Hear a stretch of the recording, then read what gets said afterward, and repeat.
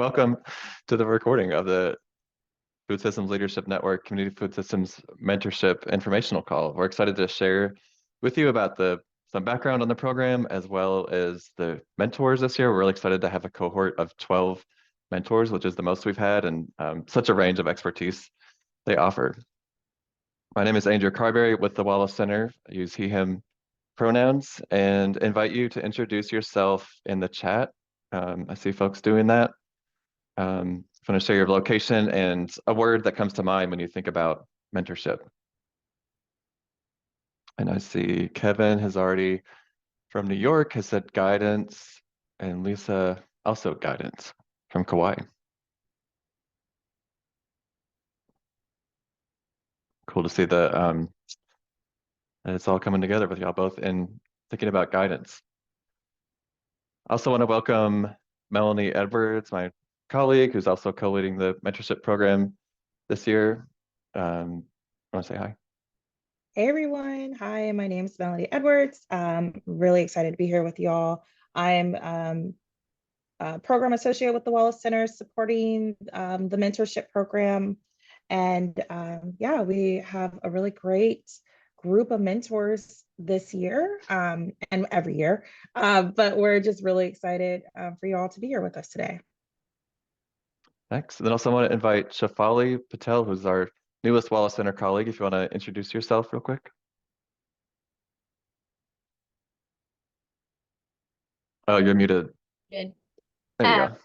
Hey everyone, really happy to be here with you all. Really excited about this program. I just started with the Food System Leadership Network 2 days ago. And so, yeah, I'm really looking forward to the incredible offerings and supporting you all in the process. All right, thank you. Yeah, give a warm welcome to Shafali. So we'll get into it. Just a little background on the Food Systems Leadership Network. If you're new to us, is a national peer learning community that connects current and emerging leaders, strengthens individual and collective capacity, and fosters collaboration across communities. And the vision is that leaders are linked through a living network with shared purpose, learning, and action that advances social justice locally, regionally, and nationally. And the goal of the network is to accelerate the change that y'all are making towards a just, equitable, and sustainable food system. And we see mentorship as a key piece of advancing this mission through building relationships that are the base of the network. A lot of the work happens through a relationship, and we've seen that mentorship forms longstanding relationships and even collaborations over time.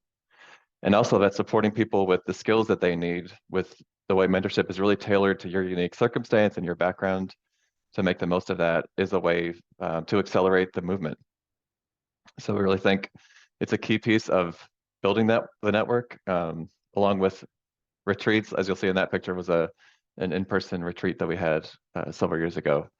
And Melanie, wanted to invite you to talk just a little bit about why mentorship is important now in the current context. Yeah, thank you. Yeah, so you know, we've heard from our network over the years, like how important mentorship is, how valuable this experience is to have one-on-one opportunities to build relationships from from mentors and peer groups and contribute. Excuse me. And so, you know, as we all are aware, there's a lot of current change that's happening in the world. And as we navigate through food systems, just having someone there to help support you and, you know, be a sounding board on what you're working on is just like such a valuable resource. So this is also like a really great opportunity for people investment. Our mentors spend a lot of time supporting you and your work and your vision and, you know, maybe like what's next in your career path.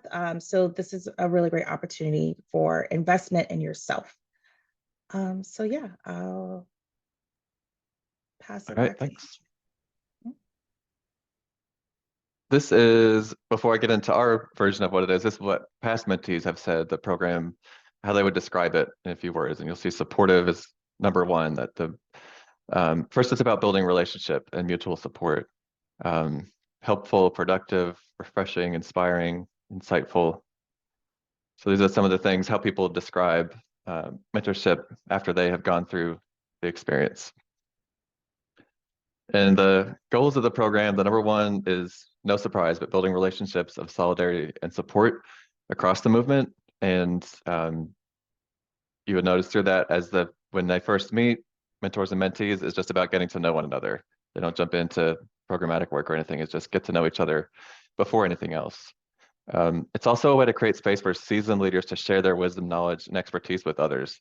A lot of these folks are really busy, and this program creates a structure and a way for them to meet people that line up with what they're looking to offer, and to offer that. And it also, mentors learn through this program as well, so it's not just a one-way exchange. There's really shared learning. And then the last goal is to strengthen the capacity of leaders, of mentees, to catalyze social change through food. And we have seen this and heard this, that people make changes to their work in many different ways after the program based on what they learn or what they realize through the mentor questioning and advising them. Some of the statistics to date, we started in 2018. So this will be the 8th cohort. And we'll hit 200 mentees this year. We've had 100 so far, or 180 so far. And a majority of those identify as BIPOC. That's really important to this, our theory of change and our values, is that supporting leaders of color through this. And everyone that's participated feels more confident in their leadership capacity, and 90% plan to make changes to their practice, which are two of the main measures that we use to see how we're advancing our work across the network. Then Melanie, do you want to talk about the peer-to-peer element a bit here? Maybe I'll do that and you can introduce the mentors. Okay. Just so it's smoother. But we always have a peer-to-peer element of mentees getting together in groups by mentors. So we introduce everyone. There's 3 mentees that work with each mentor, get to know one another. And then this year we'll have calls for mentors to share with mentees as a group and do some shared learning together, as well as calls at the start and end of the program where mentees can hear each other's goals and then hear each other's outcomes and what happened at the end. And we always share information and encourage people to connect one-on-one, but that's usually, there's different appetites for that. So we want to make room for what you want, but not force extra time. Really just like we focus on the mentor-mentee relationship. And now, yeah, Melanie, you want to introduce the mentors? Yes, we're really excited. We have such a dynamic group of mentors this year. And as Andrew mentioned earlier, we have 12 mentors. So we have some returning mentors that have been with the program for several years. But just to give you a little highlights of who we have Miles Gordon, who has like a really strong background in facilitation and consulting. Kukui, who's located in Hawaii. I see quite a few Hawaii folks in the chat, so welcome. You early birders, because I know it's 7 a.m. for you, so thank you for being here with us this morning. Lydia, and Lydia as well, who also has a focus on Latinx and Latino folks.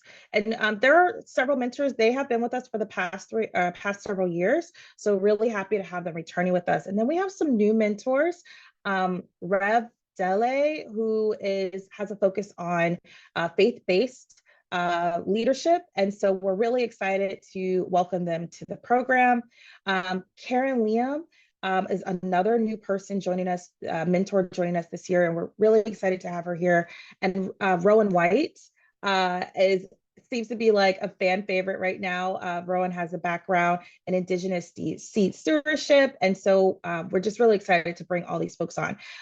So we're not going to talk too much about the mentors. We're share little highlights of who's new and who's returning. We encourage you to visit the Food Systems Leadership Network website to read their full profiles and what they are, like what they want to work on, who they're looking to serve, and so forth. Some other folks returning this year are Nancy Kramer, Karen Washington, Rich Prague, and Angel. So all of these people have diverse dynamic backgrounds. Rich has a background in the academic field, Angel with food hubs. Karen Washington, everybody knows Mama Karen. She's got that amazing farmer background. And then 2 new folks that we are welcoming this year are Kamar who also has a background in academia. So if you're looking for some resources, Rich and Kamar would be the folks to reach out to in the academic area. And then Bevelyn, who's also we're welcoming this year. So again, please visit their information on our website. We'll put that link in the chat. Read their full bios to get to know a little bit more about what they would like to support or who they would like to support. Let's see. All right. And so just to give you a little bit of what to expect over the mentorship. So this is going to be over the course of 4 months. You're going to receive about 8 hours of direct one-on-one support from your mentor. So the applications will be launching soon, and then we will the mentorship program, the one-on-one support will start in March, and it will go on through June. So we know that the summertime can be a busy time for folks, so just make sure that as you commit to this program, you can actually participate during the busy time of the year. Or make space to participate during this busy time of the year. So there will be time for follow-up, and there will be calls in between your meeting with your mentors. And so we're going to be making space for peer-to-peer opportunities to connect and learn from each other, and as well as other learnings from the mentors as we convene as a group. I think I just want to highlight something there too about creating time between those calls with your mentors they might give you give assignments, like something to try out in your work or to do in between. And it's important to have time for that, because that's the best way to experience growth and to learn from them, is to be able to practice it as you go. Yeah, thank you. And then I see a question in chat is like, does it go on to the end of June? So I think it's going to really depend on with you and your mentor. We give the space for the month of June because they're going to be scheduling with you what works best for you and their schedule. So we just say June loosely as kind of an ending point. So just some other things that mentees have worked on in the past. We've had mentees work on organizational leadership. So how they are developing accountability within their organization, or community engagement and power transfer. Personal leadership is another thing that mentees have worked on. How and where do they prioritize their energy to be most effective, and addressing self-doubt and imposter syndrome is like a really big space for people to grow with their mentors. And then racial equity is also a very important thing that mentees have worked on. So navigating white spaces in the food movement and within organizations as a person of color, excuse me. And then just creating culturally relevant and responsive places in agriculture.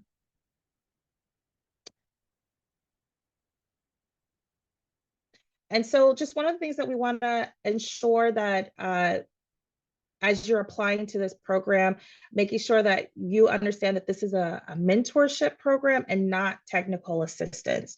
So this is going to be based on relationship building, and your time. A mentor's purpose is to support their mentee.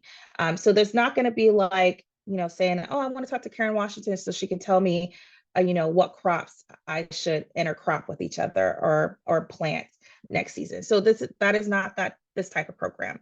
So just kind of want to make sure we emphasize the difference between mentorship and technical assistance. So mentees have consistently said that their mentor is a sounding board. So it's really someone to bounce ideas off of, learn from, and really problem solve things that maybe you might already know the answer to, but could use just a little bit more guidance on getting there. And then, this is an opportunity for answers and solutions that, like I said, that might reside within you. And then mentors are also learning from you. So this is not like, it's not always like a one-way thing. The mentors kind of see this as an opportunity for them to share their skills and knowledge with you, and also they're learning from you as well. Andrew, do you want to add anything? No, I think that was great. it's just good to have that mindset going into this as you even working on your application and getting started, that it's a different way of engaging maybe with someone than if you were contracted for someone to help you with a project or a program. They're really going to ask you a lot of questions. They're not going to answer a lot of questions, as I would say. And Malik Yakini, who's in the picture here, he took the best selfies. He always sent us pictures with mentees. And unfortunately, he is not serving this year. He is transitioning on, but was served as a mentor for I believe 5 years of the program. So we're really grateful that he was a part of it, and we learned a lot about mentorship from him. And yeah, so I wanted to go over some of the key dates for the program. Applications are open now, and that link that I put in the chat, you can learn all about the program, and the application is linked through there. And it's open now through February 5th. So you have some time to review the mentor profiles and think about what you'd want to work on and get your application in. And it is a dual matching process. So you'll put who you'd like to work with, ranking your top 3 mentors, and then ultimately mentors select who they want to work with that matches with their need, what their offerings and their experience. Mentees will be notified the week of March 9th if they were accepted and if they were matched. Then there's a brief survey to confirm participation and get some information so that we can share about the cohort with the network. Then there's a kickoff call for all of the mentees on March 20th, and then 2 monthly cohort calls in April and May that we'll set, and 1 closeout call for all the mentees in June. And during that whole time, you'd be meeting one-on-one with your mentor on a schedule that works for the 2 of you. So that's, yeah, March 9th through June 30th. And sometimes sometimes people meet every week for 8 weeks in a row and then they're done, and some people spread it out. So it just is up to you and the mentor. If you have constraints within that time frame, you can still apply and just share that, and we'll also share that with the mentor so they can plan accordingly. Some application tips. As far as who should apply, really anyone that is attracted to this vision and to the goals of the program, I think should apply. It could be from program staff, could be an executive director, anybody who's working to advance equitable food systems. You do want to consider your time and availability to engage with a mentor and follow up in between calls, and make sure you have time to do that, because the more you can put in, the more you'll get out of it. That's the one thing that we see, is that people don't have the time and aren't able to make calls, aren't able to work in between, don't get as much out of the program. So if it's not the right time, just consider that. When filling out your application, just be honest about your current status and where you want to go through mentorship, and consider why you're seeking it at this time. As far as the process, there's an organizational capacity assessment matrix, which is a big a mouthful, but that one is really about assessing all the different aspects of your organization. Or if you're applying solo, you can do that on your own behalf. But it helps mentors to see where you want to work and how they can support you best, and they might use that as a conversation starter to work through different topics with you about different aspects of the organization. And you would select 3 choices, your top 3 for mentor and ranking them. Then the Wallace Center will screen applications for fit and alignment with the program and pass a set onto each mentor, and the mentors will review and select after that.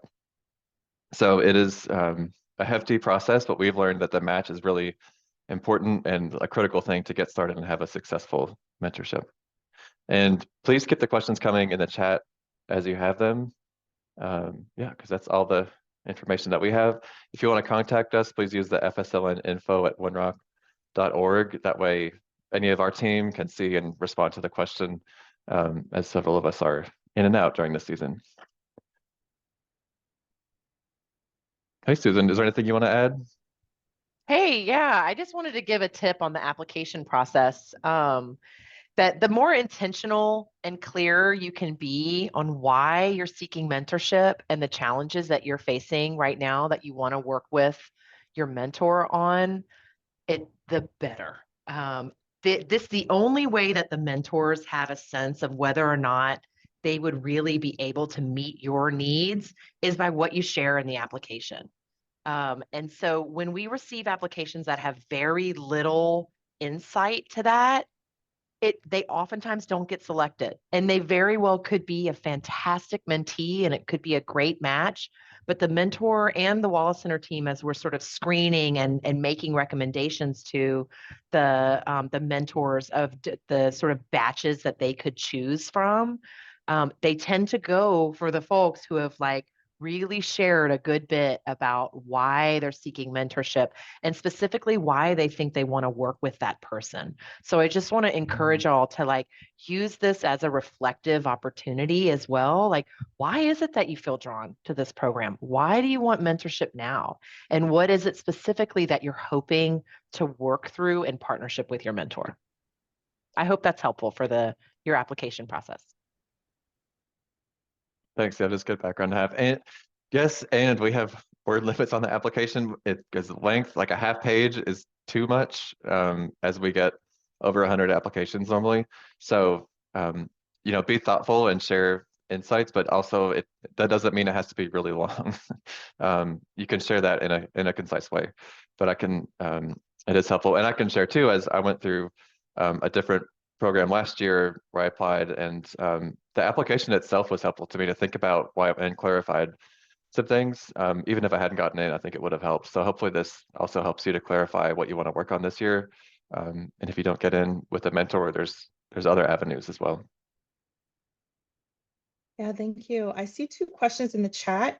I'm going to address the one by Nikki first. It says, my org is not currently a member. What are the responsibilities of the org?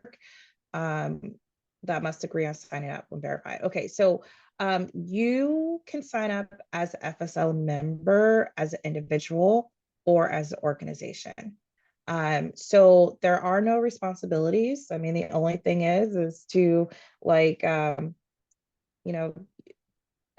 up as either an individual or organization. There are lots of resources that are available on our website that you as an individual can utilize or the organization can utilize as well.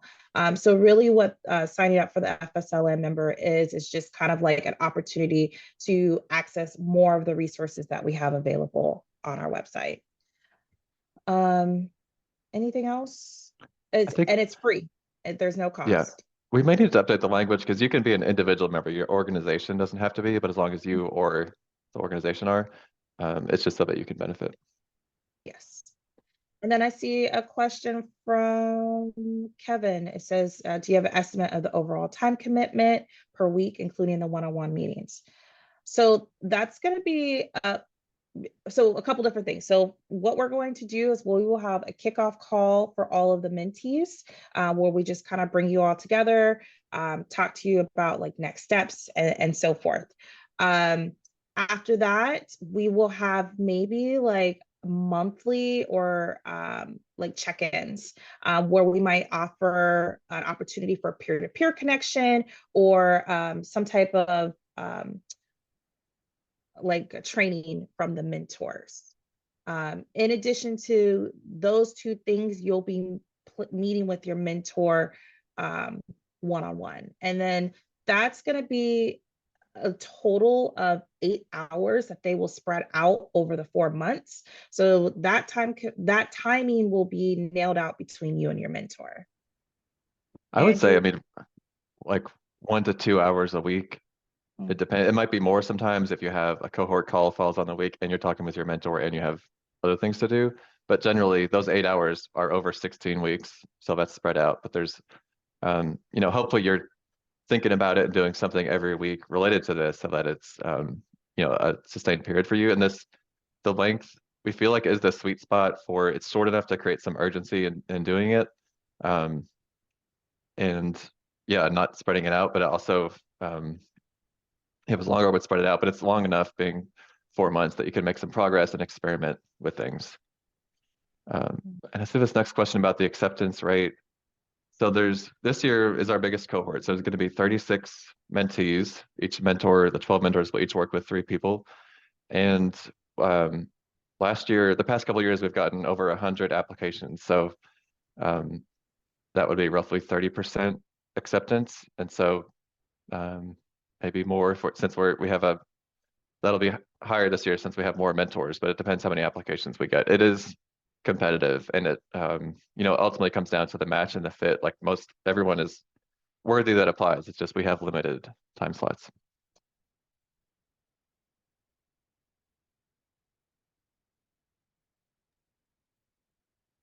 Yeah, we have a few more moments.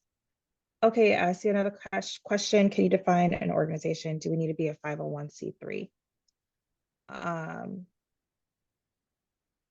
So you do not have to be a 501c3 if you're a values aligned food like systems or like organization.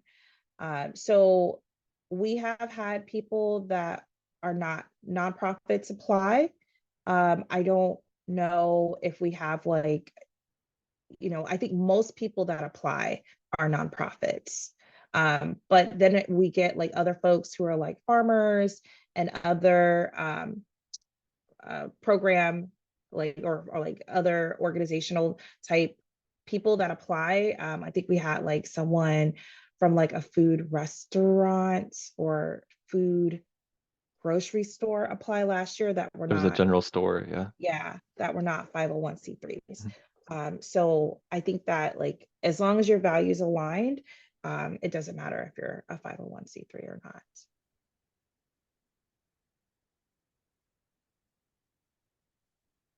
We have All right. time for just maybe one more question if anyone has any burning questions. If not, Andrew. Yeah, if not, then thank you for coming and your interest in the program. Again, you've got until, hold on, February 5th. I was going to say March. It's February 5th to apply. And we will send this recording out to everyone that registered along with the link and dates to register. So thank you for coming, and you can always reach out with questions in the future. Yeah, thank you, everybody. Have a wonderful day.